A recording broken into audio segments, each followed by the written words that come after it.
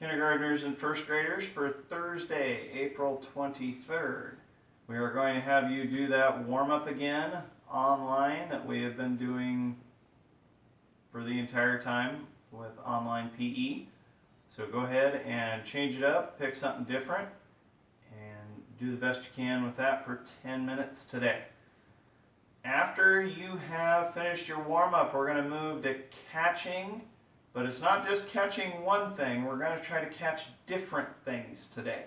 So what I want you to do is look around your house and see if you can find different balls, different objects that are different sizes, different weights, that somebody can easily toss to you so you can catch. Now, grandma's fine china or some other, like your mom's favorite vase, may not be the things you should choose for trying to catch. But for me, I might select a football. That might be one thing that I might choose. How about one of my little mini basketballs? That would be another thing I could catch. They're different sizes, different shapes.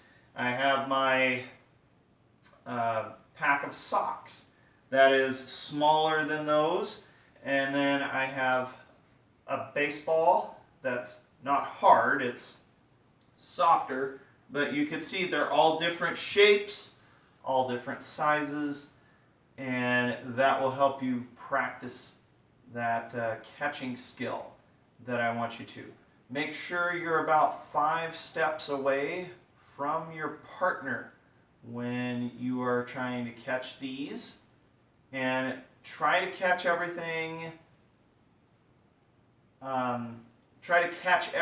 before you toss it back to your partner. So what I mean by that is, let's say if they tossed you the football first and you caught it, you would set it down. Don't throw it back to them yet. Then have them throw the basketball and you can catch that and set it down. And then they would throw you the rest of the objects. After you catch all those, underhand toss it back to your partner. First grade, you are going to try to catch these with one hand, if possible, to try to challenge you a little bit. If this is too hard for some of you first graders, it's okay to keep catching with 2 hands. But if some of you are getting a little bored just catching with 2 hands, go ahead and see if you can catch them with 1. And then we are going to move on to kicking. Now kiddos, before we go too much farther, the throwing activity should probably be done outside, so that way that expensive china or those really nice vases don't get broke.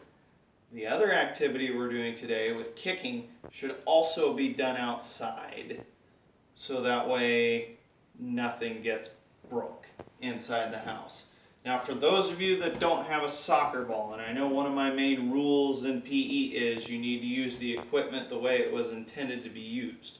So some of you may not be comfortable kicking a basketball or kicking a baseball or something like that.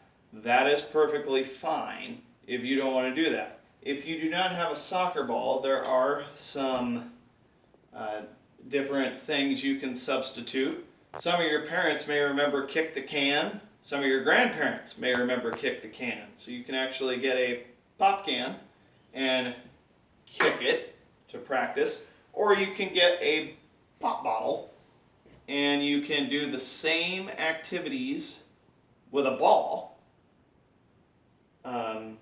that you normally do with a ball with the pop bottle. So when we are kicking, and I think I went over this right before we went to spring break, and then since I haven't seen you, we haven't been able to go over it again, so I'm just going to quickly walk through it for you. First thing is, you want to keep your eyes on the object until it is kicked.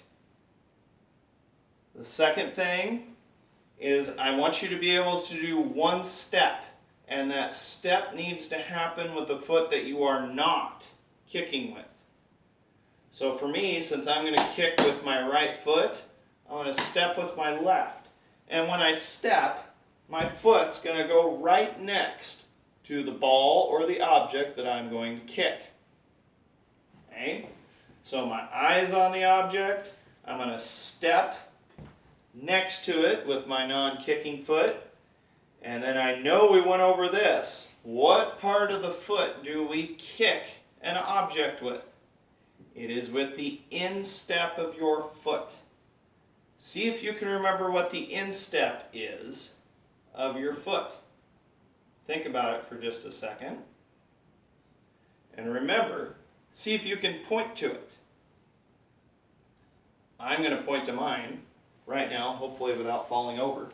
Remember the instep of your foot? That's the part that's going to contact the ball.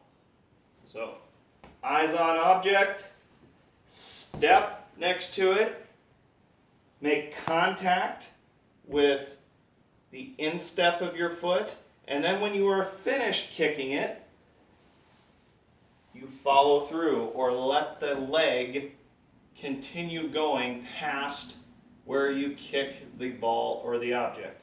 So it looks something like this. Practice this for about 10 minutes today, and then with a partner, or if you have a solid wall out back that's not going to fall apart. And once you've done this, this will conclude your activities for Thursday, April 23rd. Alright kiddos, we're going to finish up week 3. Here are your activities for Friday, April 24th. First thing you're going to do is that warm up with the link to the website.